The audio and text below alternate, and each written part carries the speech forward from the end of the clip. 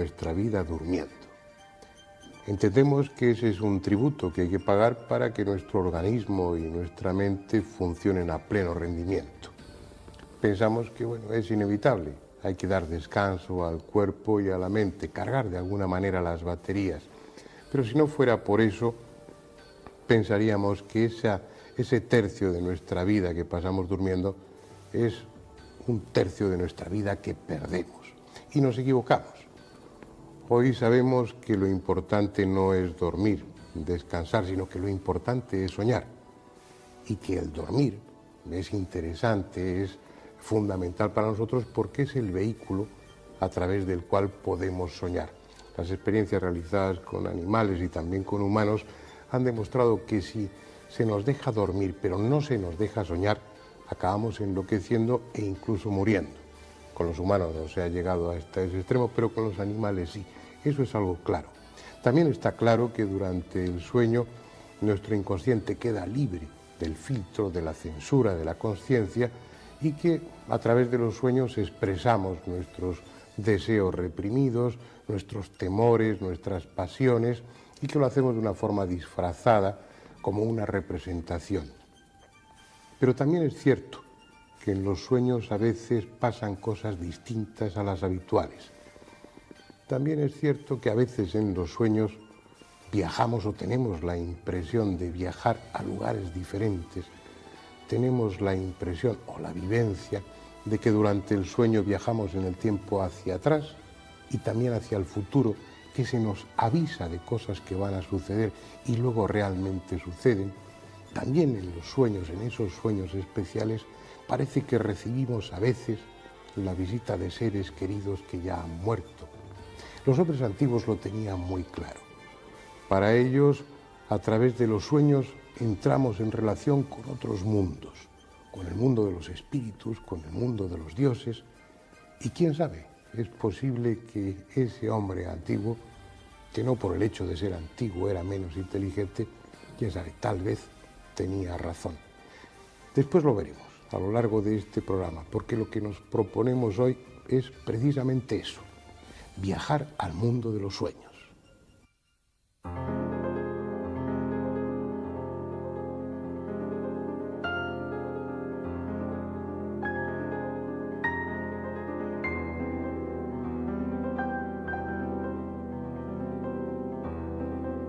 Es algo que sucede cada día. El sol, allá en el horizonte, es devorado por el monstruo de la tierra. Luego, al alba, volverá a nacer por el otro lado del mundo. Pero entre ambos momentos, el de su muerte y su renacimiento, el sol no estará. No estará su calor, no estará su luz. Durante ese tiempo, reinarán las sombras, acaso aliviadas por el pálido rostro de la luna, y todo tendrá un ritmo diferente, el ritmo de la noche. Los seres vivos, plantas y animales, ajustarán sus relojes internos. Cambiará su pulso y su hálito. Sus glándulas se irrigarán de una forma distinta. Unos sentidos se pondrán alerta y otros quedarán embotados. Para muchas de esas criaturas, entre ellas el hombre, la llegada de la noche les abrirá las puertas del sueño.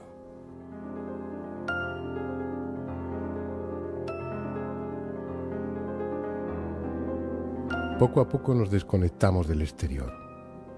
La respiración se hace más profunda.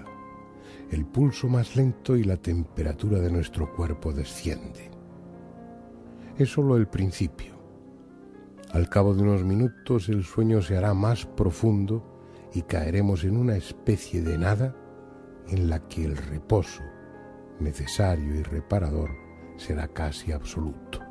Y así seguiremos un tiempo, hasta que de nuevo el sueño se hará más ligero, pero no para despertar en esta vida, sino en otra diferente en la que todo es posible, la de los sueños. Y sucederá cada noche. Cada vez que durmamos, los sueños estarán ahí, esperándonos. En ellos realizaremos deseos no satisfechos o sufriremos la angustia que hemos ido reprimiendo durante el día. Pero también conversaremos con nuestros amigos y parientes muertos como si estuvieran vivos. Viajaremos a lugares fantásticos. Volaremos sin necesidad de alas. Viviremos apasionados romances o sufriremos el acoso de feroces enemigos. Y lo haremos con tanto o más realismo que cuando estamos despiertos.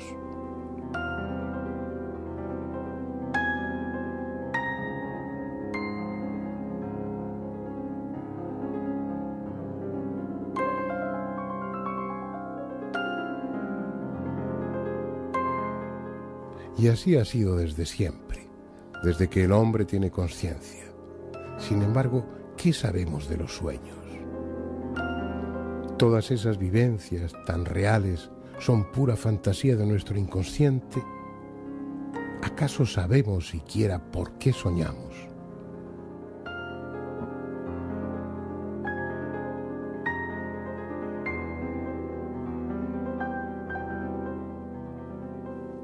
Esta es la Esfinge, la legendaria estatua egipcia, síntesis de todos los misterios.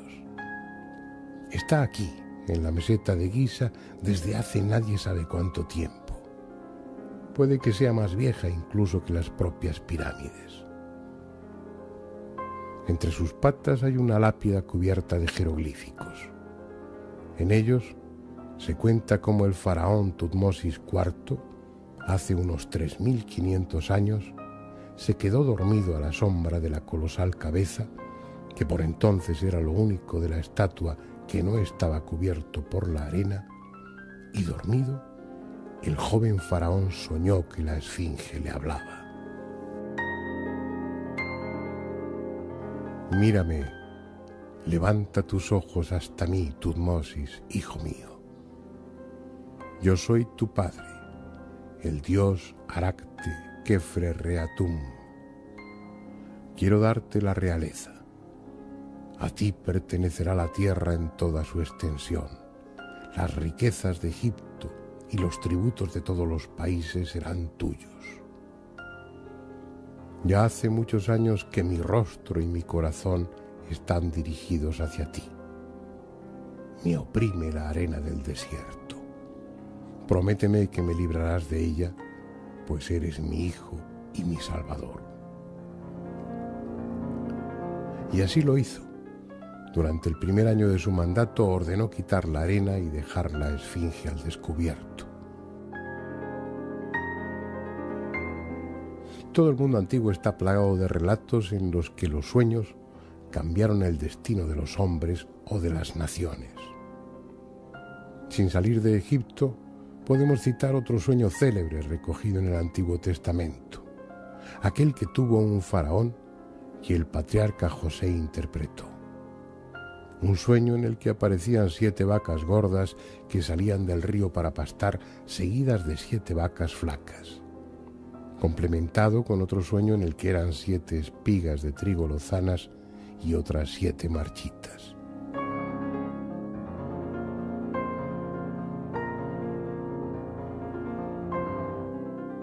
Cuenta el Génesis que José interpretó correctamente el mensaje soñado. A 7 años de abundancia seguirán otros 7 de escasez. Gracias a ello, el faraón pudo almacenar grano suficiente en 7 años buenos y evitar que el pueblo pasase hambre durante los 7 siguientes de penuria. Así, según la tradición, Jesús se libró de la matanza de Herodes gracias a un sueño.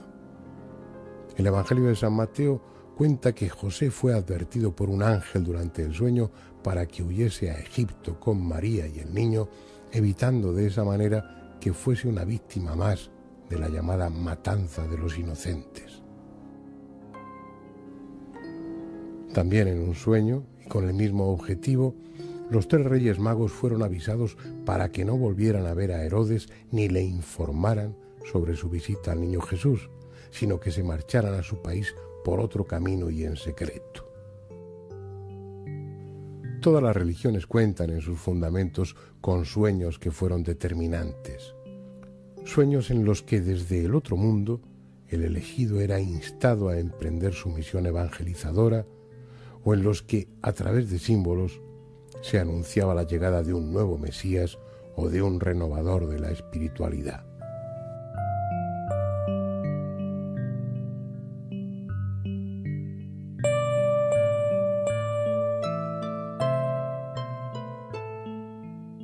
El nacimiento de Buda le fue anunciado a Maya, su madre, a través de un sueño en el que su concepción estaba representada simbólicamente con un elefante maravilloso que entraba en su vientre. Y cuando era aún príncipe, Gopa, su esposa, tuvo un sueño, también cargado de simbolismo, en el que se describía cómo él la abandonaría para emprender su misión y transformarse en el iluminado, el Buda.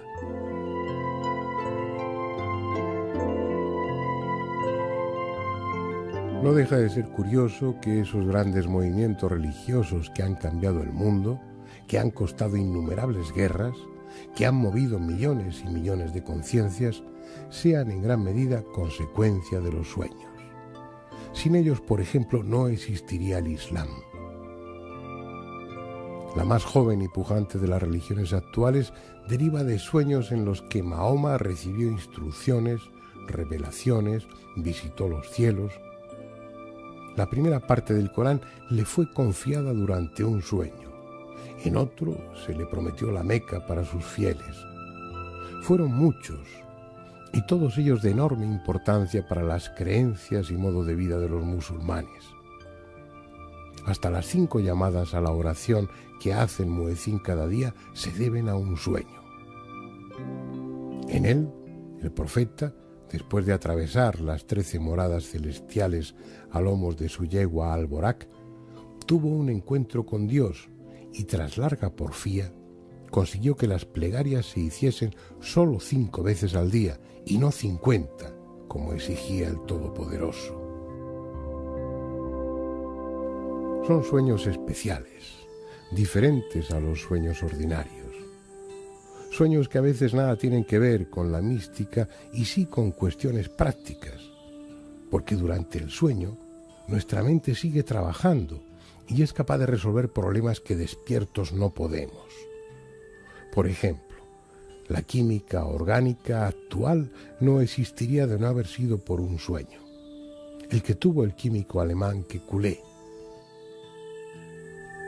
Se quedó dormido, cansado de intentar deducir la fórmula del benceno, y dormido soñó con serpientes. Una de ellas se mordió la cola formando una especie de círculo. Entonces se despertó y con esa imagen viva en su memoria dedujo al fin la molécula del benceno como un anillo, un hexágono que daría principio a la química orgánica de hoy. Existen numerosos sueños trascendentales recogidos en la literatura especializada. Sueños que inspiraron obras de arte, como el que le sirvió a Dante de base para su recorrido por el infierno en la Divina Comedia. Otros atormentados, como el que tuvo Napoleón antes de la batalla de Waterloo, en la que de forma simbólica revivió sus éxitos militares y se le anunciaron sus futuras derrotas. Y es que el mundo de los sueños es tan sugestivo como desconcertante, tan sobrecogedor como útil para la vida consciente. Después intentaremos saber por qué soñamos, cuál es el lenguaje que el sueño utiliza para darnos sus mensajes y cómo prepararnos para emprender cada noche el fascinante viaje al mundo de los sueños.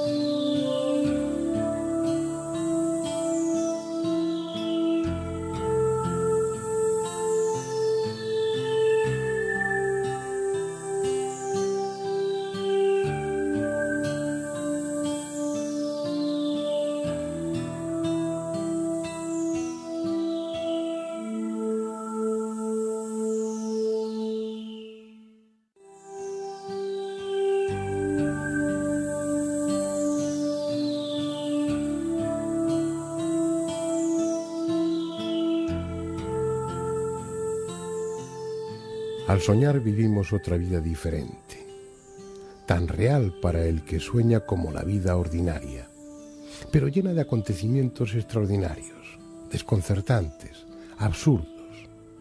En esa vida de los sueños nada es imposible, y nada es porque sí, todo tiene un significado, aunque no sea fácil desentrañarlo. El hombre sueña desde siempre y desde siempre ha tratado de descifrar sus sueños. Todas las culturas antiguas se interesaron en ello. Filósofos, sacerdotes y adivinos entendieron que en el sueño se nos proporciona información útil, a veces trascendental, tanto sobre lo que nos está sucediendo como sobre lo que nos va a suceder. Puede decirse que la interpretación de los sueños ha sido y sigue siendo una obsesión para el hombre. Por eso a lo largo de la historia se han escrito innumerables tratados sobre el significado de los sueños, desde manuales a gruesos volúmenes.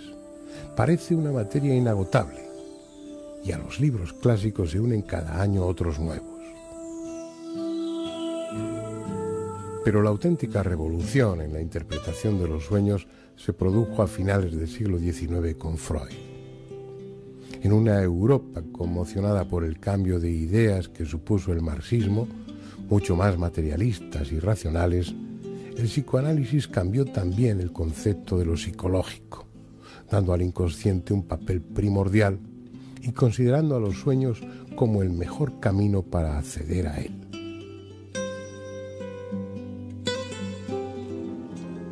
Desde ese planteamiento, los sueños no son otra cosa que la expresión libre, sin la censura de la consciencia, de nuestros deseos reprimidos. Deseos en los que prima lo sexual y que durante el sueño satisfacemos, aunque sea de forma disfrazada. Así, lo que en sueños es alargado, penetrante, o expulsa agua o cualquier otro líquido es un símbolo del pene. Estacas, puñales, lanzas, fuentes, surtidores representarían al miembro viril.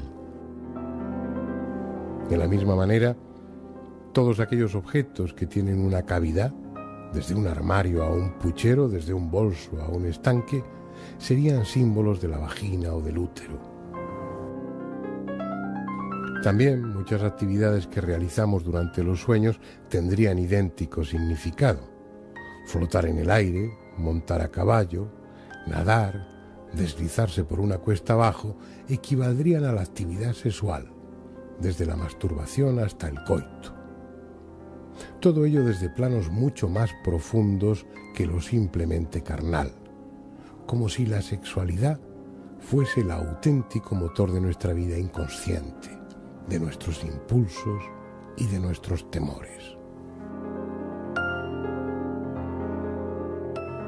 Pero sería Jung el que daría una dimensión más amplia al inconsciente y a los sueños, descubriendo que en ellos están presentes los arquetipos, símbolos universales, compartidos por toda la humanidad, que van mucho más allá de lo sexual y que vendrían a ser la expresión de un inconsciente colectivo. Todos compartimos imágenes y conceptos en nuestro inconsciente. Es lo que hace que en todas las mitologías se hayan manejado las mismas ideas, que determinadas figuras geométricas signifiquen lo mismo para un habitante de las cavernas que para un astronauta. Símbolos que comparten las religiones, la magia y el ocultismo. Un lenguaje común del inconsciente que nos une a todos los humanos de todas las épocas.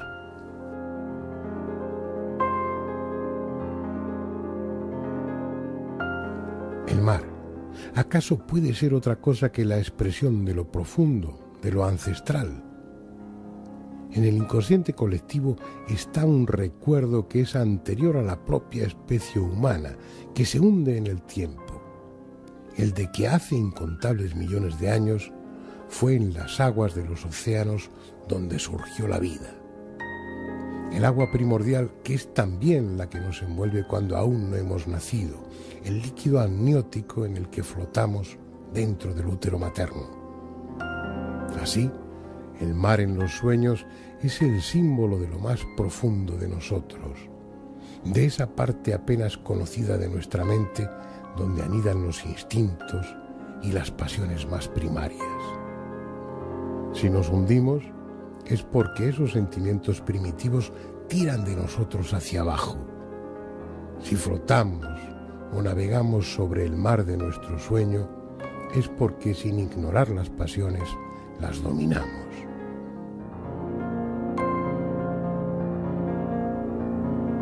El árbol. Hay mejor imagen para describir lo estable, lo arraigado en el suelo. Luego se proyecta hacia arriba. Se expanden ramas cubiertas de hojas, refugio cuando llueve, sombra cuando quema el sol. Si solitario, probablemente sea la imagen paterna. Frondoso expresará seguridad, confianza. Seco o derribado será expresión del desamparo, de la necesidad de protección. Si hay muchos en torno a nosotros, el sueño estará describiendo la confortable sensación de no estar solos, de contar con el apoyo de familiares o amigos.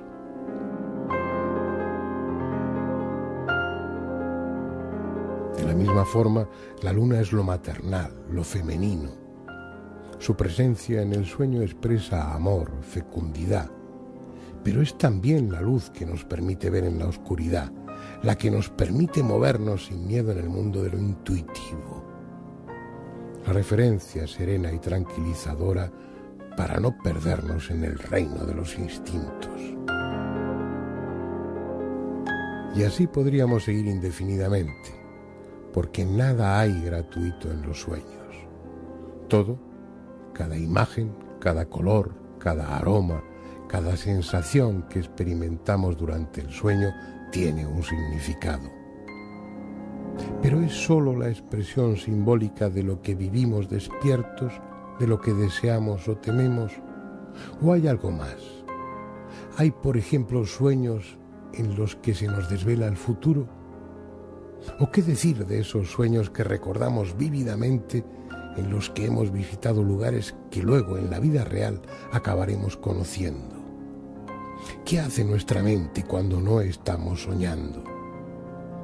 Luego hablaremos de esos otros sueños especiales.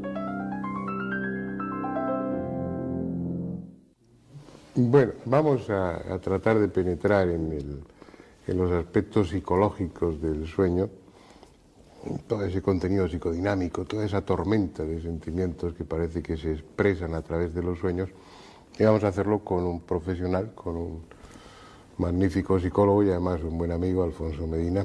Bienvenido. Gracias, y a mí lo primero que se me ocurre preguntar a un psicólogo con experiencia como tú es ¿para qué soñamos?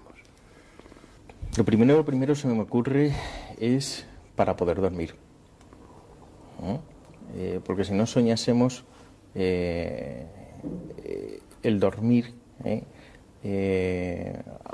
durante todo el proceso del sueño hay como 3 momentos claves donde soñamos y nos da esa paz, esa tranquilidad, en el sentido de que durante el sueño aparecen elementos, ¿no?, que en la vida diurna, en la vida de vigilia, nosotros normalmente tenemos como ahí escondidos y que no queremos tocar y tal, ¿no?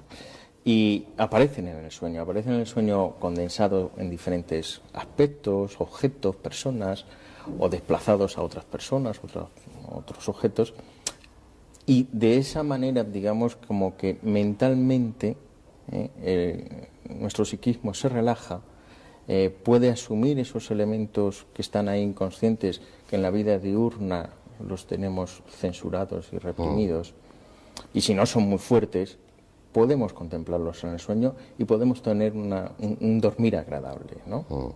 ¿De acuerdo? Hasta tal punto de que cuando estamos nosotros mal y tenemos una mala época y nos dan pesadillas, es porque esos elementos inconscientes son muy fuertes, aparecen en el sueño, pero la censura que hay en el sueño no es lo suficientemente fuerte, salta lo que inconscientemente no aceptamos y aparece la angustia y aparece el despertar angustioso, ¿no? ante la pesadilla, ¿no? Luego, de alguna manera, soñamos en principio para convivir con nuestra parte oscura, elementos que no nos apetece ver en la vigilia, y para tener una relajación mejor, ¿no?, en el sueño. Pero que eso probablemente interese a más de uno de los espectadores porque tengan o vayan a tener esta noche pesadillas, ¿no?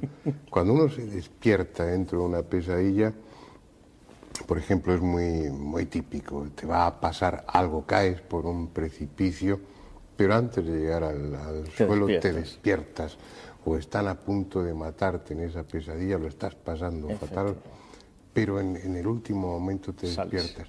¿Eso por qué? ¿Sería un mecanismo defensivo? Claro, efectivamente, un mecanismo defensivo donde en el sueño llegas a un punto ante todo un material psíquico que está apareciendo en el sueño, llega a un punto en que tú ya no puedes aguantar tal tensión y se dispara el despertar, ¿no?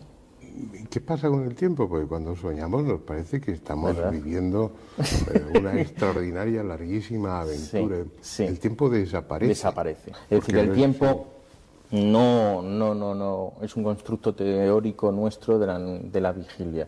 Como tal no existe. Desde el punto de vista del psicoanálisis freudiano, todo, casi todo lo que se expresa en el sueño tiene un contenido sexual.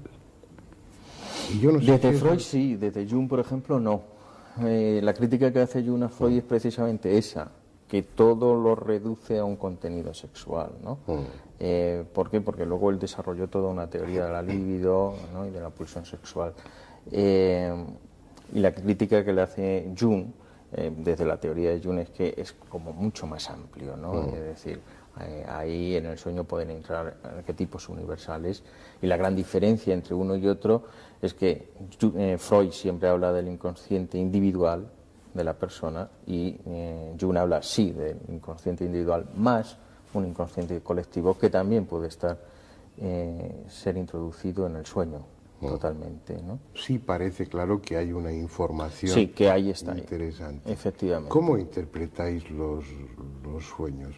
El proceso normal en la interpretación es efectivamente decir, bueno, para usted qué significa esto, y vamos a indagar esto poquito por aquí. Si hay elementos simbólicos que él desconoce, descubrírselo, porque a lo mejor él no está puesto en simbología, pero es un trabajo de dos. Pero para mí particularmente en algunos casos me está pasando de yo conectar, oír su planteamiento y decir, sí, está bien, trabajarlo, pero a mí también se me ocurre que esto podría ser por aquí. Pero lo que es una realidad es que le vale el para al paciente, y que cuando nos metemos profundamente, y no solamente en la cota de lo sexual, sino profundamente, arquetípicamente en el sueño que el paciente lleva, sacamos muchísima información que viene muy bien para el proceso terapéutico. ¿Nunca te han hablado tus pacientes de sueños de tipo premonitorio, sueños en los que se anticipasen a lo que iba a suceder?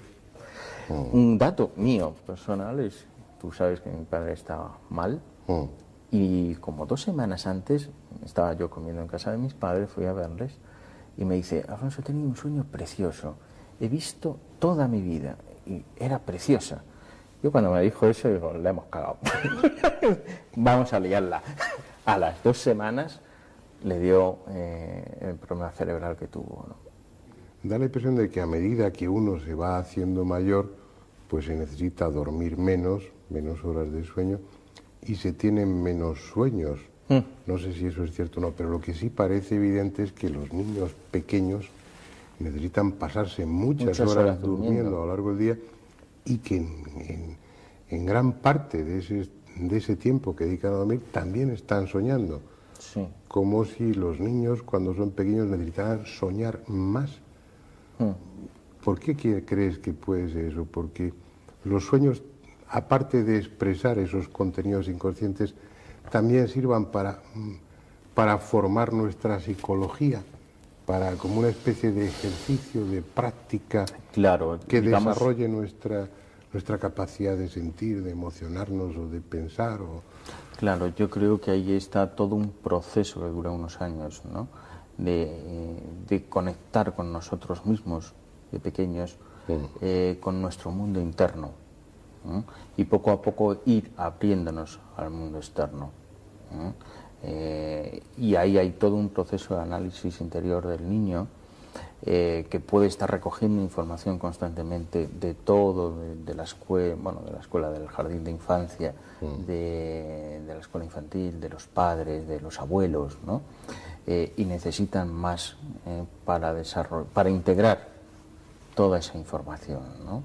Porque no hay una capacidad de análisis, síntesis y crítica de toda esa información.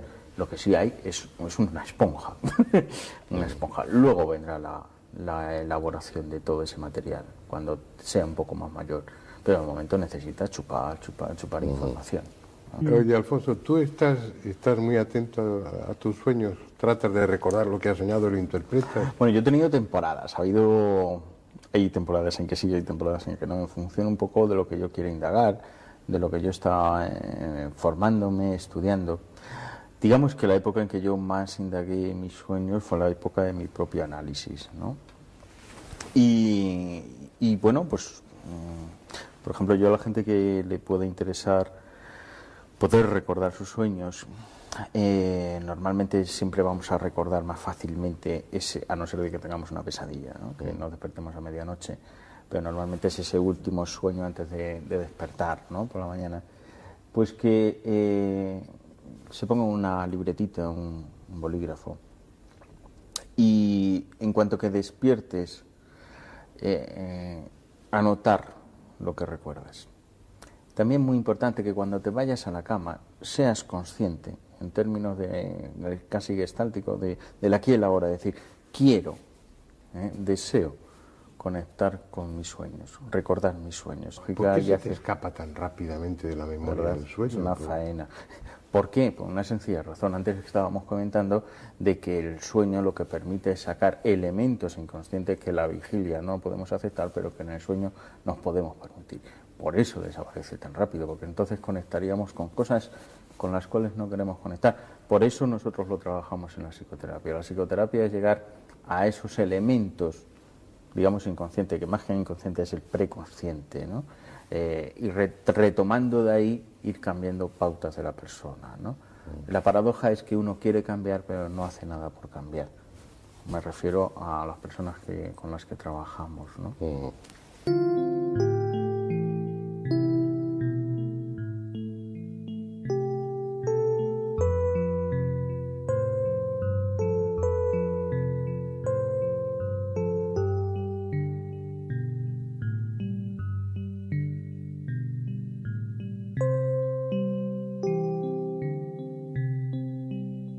Como ya hemos comentado, la interpretación de los sueños es un arte antiguo. Si el psicoanálisis los considera la puerta real al mundo de lo inconsciente, las viejas culturas veían en ellos también una puerta, pero al mundo de los espíritus o de los dioses. Desde esa perspectiva, interpretar los sueños no tenía como objeto conocer los traumas o las tensiones del durmiente, sino traducir los símbolos del sueño como mensajes que desde otro mundo se nos envían. Mensajes que fundamentalmente nos anunciarían el futuro. Es una tradición fuertemente arraigada entre la gente y la mayoría de los libros dedicados a los sueños incluyen una larga lista de símbolos y su significado adivinatorio. Y bien porque se copien unos a otros o porque todos se inspiren en los mismos textos clásicos, el hecho es que suelen coincidir en su interpretación. Por ejemplo, en todos los tratados que hemos consultado, soñar con excrementos significa que se va a tener éxito o a recibir dinero. Si una iglesia aparece en el sueño, es augurio de que nuestras esperanzas o proyectos van a realizarse. Pero si la iglesia está lejos, es señal de desilusiones. Y si se encuentra abandonada o semiderruida, debemos perder la esperanza.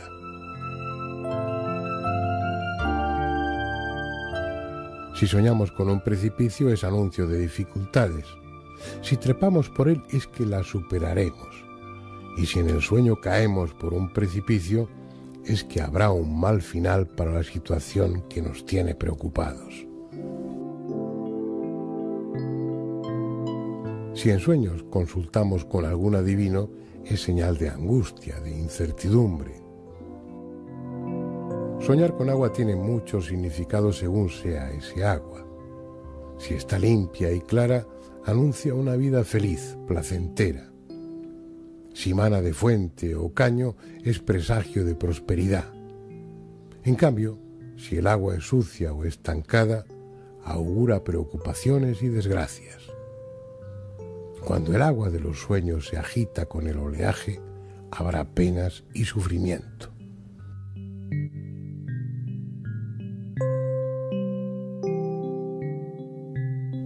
Paradójicamente, soñar con una ambulancia es buena señal.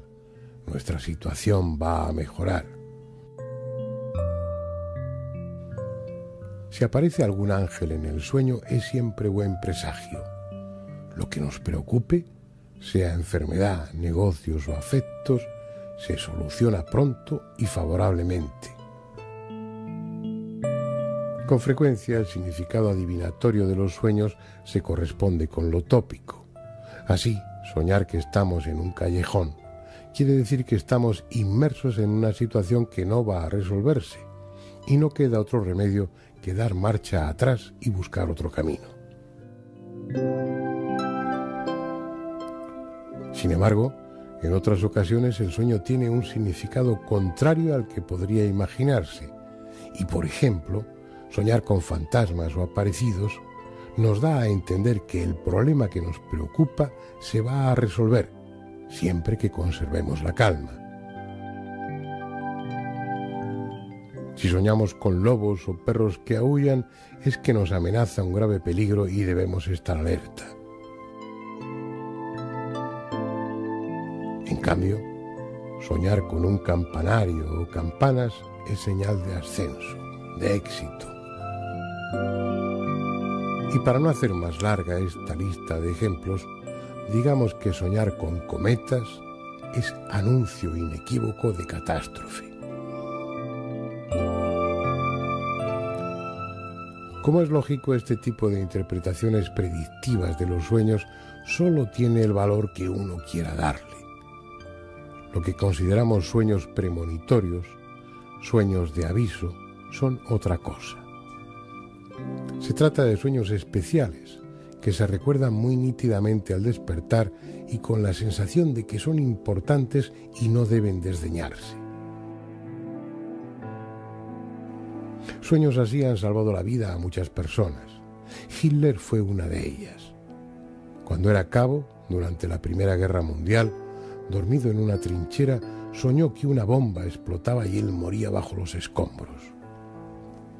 Se despertó bajo la impresión de lo que había soñado y, contra toda lógica, abandonó la seguridad de la trinchera pensando que tal vez se trataba de un aviso. Minutos después, un obús explotaba donde él había estado y todos sus compañeros murieron, salvándose solo él. Sin llegar a ser tan dramáticos, abundan los sueños en los que el durmiente es avisado de algún riesgo o se le comunica algo importante. Lo curioso es que el portavoz de ese mensaje onírico es con frecuencia un amigo o un pariente muerto. Siempre quedará la duda de si realmente hemos sido visitados en sueños por esa persona querida o es solo un truco del que se sirve nuestro inconsciente para que demos más importancia al aviso. ¿Quién sabe? Pero lo cierto es que en ocasiones esos mensajes son precisos, exactos, y el durmiente no tenía hasta ese momento dato alguno para imaginarlo. Antes hablábamos de la Divina Comedia. Hoy seguiría incompleta de no haber sido por un sueño. A la muerte de Dante faltaban 13 cantos, correspondientes a la última parte, la del paraíso. Los había escrito, pero ni sus amigos ni familiares los encontraban. Los buscaron durante meses y ya los daban por perdidos cuando una noche Jacobo, uno de sus hijos tuvo un sueño. En él se le apareció su padre, que tomándole de la mano le llevó hasta la casa donde habían vivido antes. Allí, en una habitación, tras una especie de estera que colgaba de la pared, había una hornacina, y dentro de ella los manuscritos que faltaban.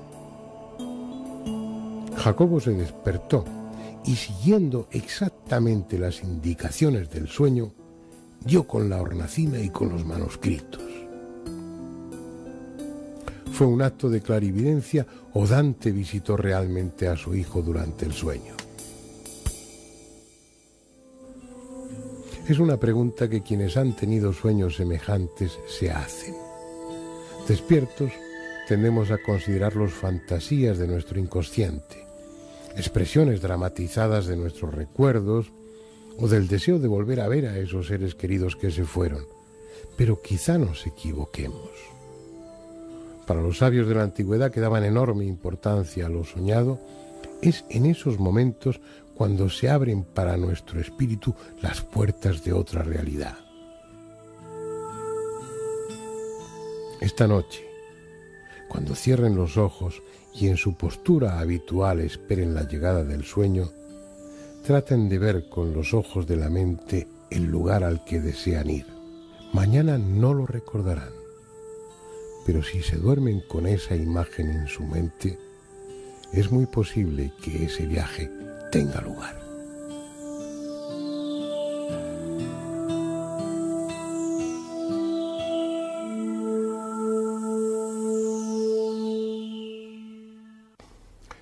Vamos a ocuparnos de otros aspectos de los sueños menos normales, menos convencionales, pero sin duda más interesantes. Vamos a hablar de sueños especiales y de aspectos poco conocidos del sueño.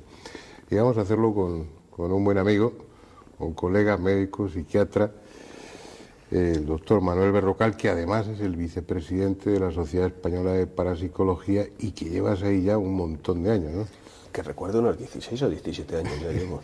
Bien, tú reúnes los dos aspectos, ¿no? Como médico, como psiquiatra, conoces los sueños en su aspecto más convencional, pero como parapsicólogo, como investigador de los fenómenos paranormales, tienes otra experiencia que ahora nos va a venir muy bien, pero es una experiencia real. Me refiero a que realmente existen sueños que no se podrían encasillar dentro de lo que hablábamos antes con Alfonso Medina, con otro amigo psicoterapeuta. Es decir, hay sueños que son algo más que puras elaboraciones de nuestro inconsciente, que puras representaciones. Hay sueños raros de verdad, hay sueños premonitorios. El sueño es un estado especial, no es la consciencia habitual.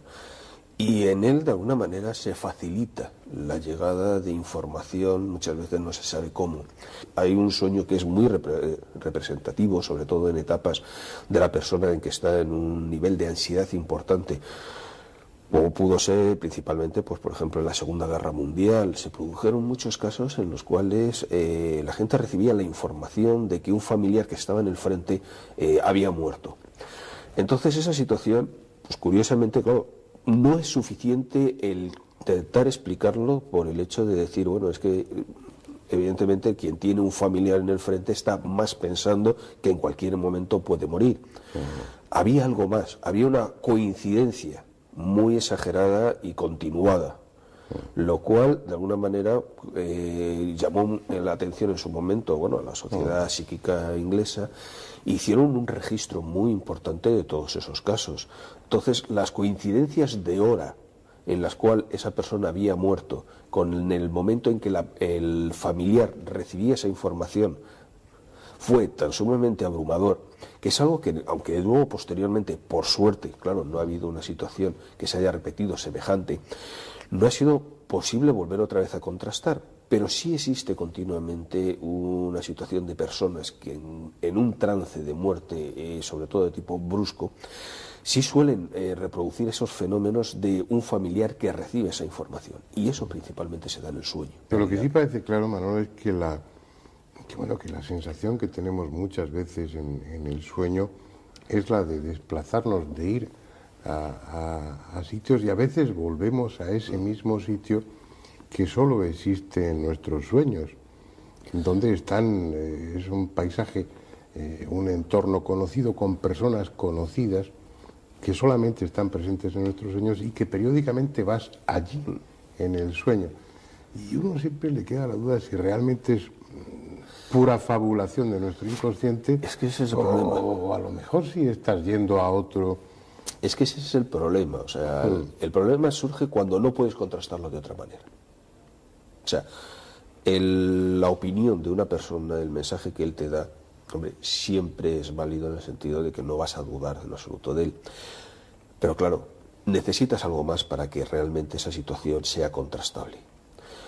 El viaje, en un momento determinado, la sensación de vuelo que se produce muchas veces en el sueño y de sensación de que vas viendo sobre una altura, sobre incluso zonas que tú mismo ya conoces, para viajar a una zona concreta donde vas a tener lo que tú comentabas, una comunicación con una serie de personas. El problema que existe es que es una vivencia personal. Ahí que claro. Tienes una realidad o un proceso tuyo de englobar algo personal tuyo. Ahí entramos ya en ese campo de las comunicaciones con entidades espirituales. Entramos otra vez en las creencias. Bien. Se producen también con cierta frecuencia sueños en los que el durmiente recibe la visita o entra en contacto con entidades que como tú me estabas comentando antes, que le ilustran o le hacen cambiar su vida, ¿no? Eso se sigue produciendo en la actualidad. Que se sigue produciendo, o sea, la situación de la imagen más o menos mítica que de alguna manera accede a la persona durante el sueño es algo que se ha producido a lo largo de toda la historia y hoy entre nosotros se sigue produciendo. Pero curiosamente esa imagen se ajusta a la creencia o a la moda del momento. Si vemos los pueblos primitivos, bueno, los que normalmente nosotros llamamos primitivos, suelen tener la apariencia del dios de turno, la imagen del animal totémico, la imagen de conceptos muy concretos de su propia cultura, que son los que les van a enseñar a través del sueño esos cambios. Y en nuestra cultura los cambios se producen en función de aquellas imágenes dependiendo de la moda.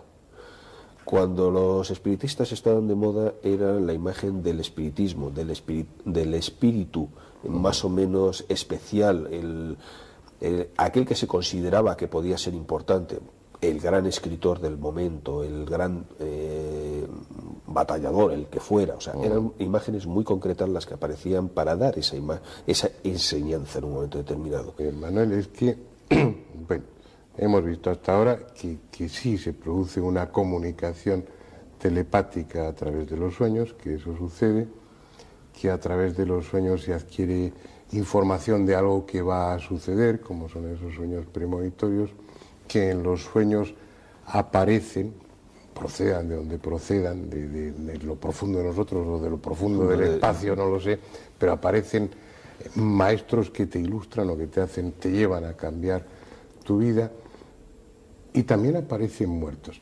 Pero ya no hablo de los sueños en los que dentro del contenido del sueño aparecen personas, familiares o amigos que han muerto, pero que sueñas con ellos como si estuvieran todavía vivos, ¿no? Hablo de unos sueños especiales en los que uno tiene no la sensación, el convencimiento, diría, de que alguien ha venido a despedirse. De que realmente esa... La representación más habitual es que en ese duerme-vela previo al sueño ven, y además que lo dicen así, ven la imagen de esa persona que ha fallecido, que en un momento determinado llega por allí, suelen verla en el estado último que ellos recuerdan.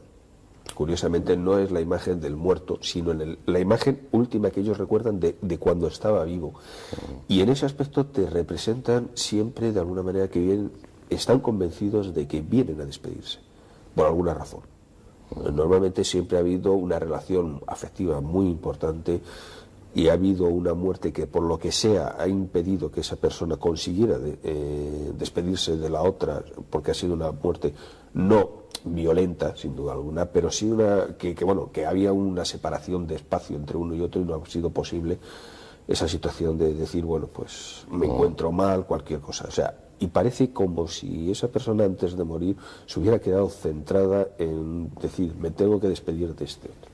Muchos casos en los cuales lo que se produce. Yo sí, a nivel de particular, vamos, la verdad es que sí tuve esa experiencia, la he tenido con mi abuela paterna, y bueno, tengo que reconocer que es una situación, y la verdad es que fue, pues bueno, me parece que fue a los 3 o 4 días de muerta ella, pues en un momento determinado, un día la vi.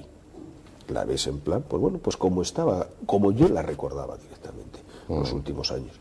Entonces, pues es una experiencia personal, o sea, es una más de las muchas que hay, ¿No te transmite esa imagen en ese momento una sensación de estar más lozana, más Evidentemente viva? siempre la ves diferente, la ves más viva, eso está claro. O sea, la ves con una situación, no es esa persona que has visto últimamente en plan ya enferma, o un poco más demacrada, claro, que esas son muchas. Tu sentimiento era de tranquilidad, sobre todo realmente. yo creo que si eso lo recuerdo por encima de todo era la sensación de eso, de tranquilidad que daba esa presencia allí.